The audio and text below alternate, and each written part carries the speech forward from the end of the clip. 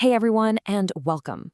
We're diving into something pretty huge today, a real revolution in education. We're talking about a change that completely flips the script on what a classroom is, shifting the focus from the teacher to the student. Let's jump right in. But let's start with a question, okay? Think about it. Is learning really just about cramming facts into your brain for an exam, just to forget it all a week later? For a really long time, the answer in most schools was a big yes. But thankfully, that whole idea is being thrown out the window. So, to really get why this shift is so massive, we've got to go back to basics. We need to ask ourselves, what even is learning? I know, it sounds super simple, right? But trust me, the answer to this one question unlocks everything else we're going to talk about. Okay, so at its heart, learning isn't like flipping a switch. It's not a one and done kind of thing.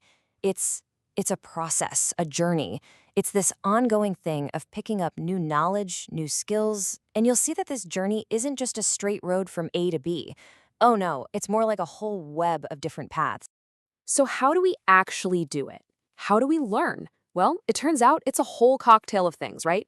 We watch other people, we try stuff out ourselves, and yeah, sometimes we mess up, and that's part of it. We discover things on our own, we think back on what happened. Every single one of us is different, and we all use this unique mix to build our own personal picture of how the world works. All right, so now that we're on the same page about what learning is, let's take a little trip back in time. Let's look at the kind of classroom that I bet a lot of you will find very, very familiar. For ages, really, education stood on two main pillars. You had the teacher-centered classroom, where the teacher was basically the fountain of all knowledge, and then you had the subject-centered one, where the textbook was the boss. But notice the common thread here? In both of these, information only flows in one direction, from the front of the room to the student. The student's job was pretty simple: sit there, listen, and soak it all up. And of course, that philosophy shaped the methods, right? You had the classic lecture, the teacher doing a demonstration up at the front, the step-by-step breakdown of rules. These were the go-to tools. And hey, they were great for pumping out a ton of information fast, but they all came from that single source, the teacher. But then, things started to change. A new idea started bubbling up, and it was a powerful one. This wasn't just some new teaching trick. No, this was a fundamental shift in philosophy, a totally new way of thinking about how our brains are actually wired to learn. Now, a big change like this doesn't happen overnight. It was pushed forward by some really big policy changes all over the globe. A fantastic example is what happened in India back in 2005 with their national curriculum framework. That was a huge moment, a real turning point where this new way of thinking was officially brought into millions and millions of classrooms. And at the very core of this whole new philosophy is this one single, powerful idea. Every child creates or constructs their own knowledge. I mean, just think about that for a second. This one sentence, it changes everything. It means we stop seeing students as empty jars that we just pour information into. Instead, we see them as active builders, putting together their own understanding, brick by brick. And it makes sense, right? If you really believe that every kid is a builder, you can't just stand there and lecture them about how to build a house. You've got to give them the tools, the materials, the space to actually build. So, naturally, this new way of thinking gave rise to a whole new set of teaching methods.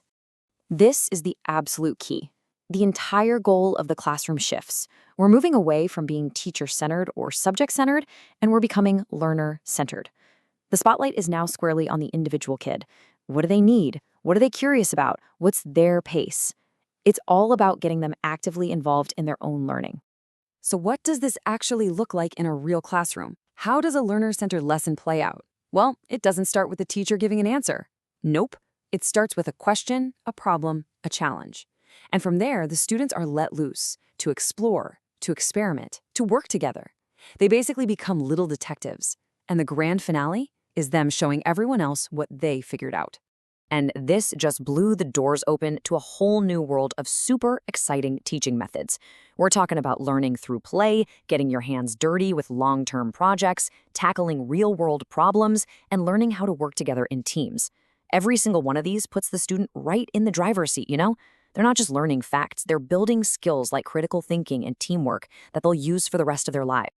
Okay, so think about it. If the student's job has changed this much, going from just listening to being an active builder, then it only makes sense that the teacher's role has to change completely too. And when you put them side by side, the difference is just wow. The teacher isn't the director of the play anymore. They're more like the facilitator, making sure everything runs smoothly. They're not the keeper of all the answers. They're the guide who helps students find the answers for themselves. The whole focus moves from just instructing to supporting. You've probably heard this phrase before, but it's perfect. It's about going from being the sage on the stage to the guide on the side. Let's just let that sink in for a second. A facilitator, not a director. If there's one thing to take away from all this, it's that. It's such a simple little phrase, but it captures an entire revolution in how we help students take charge of their own learning. And that brings us to one last thought. As we wrap this up, I want to leave you with a question, just for you to think about. Cast your mind back to when you were in school. How different was your experience from these new learner-centered ideas we've just talked about? It's a pretty wild way to see just how far the classroom has come. Thanks so much for joining me.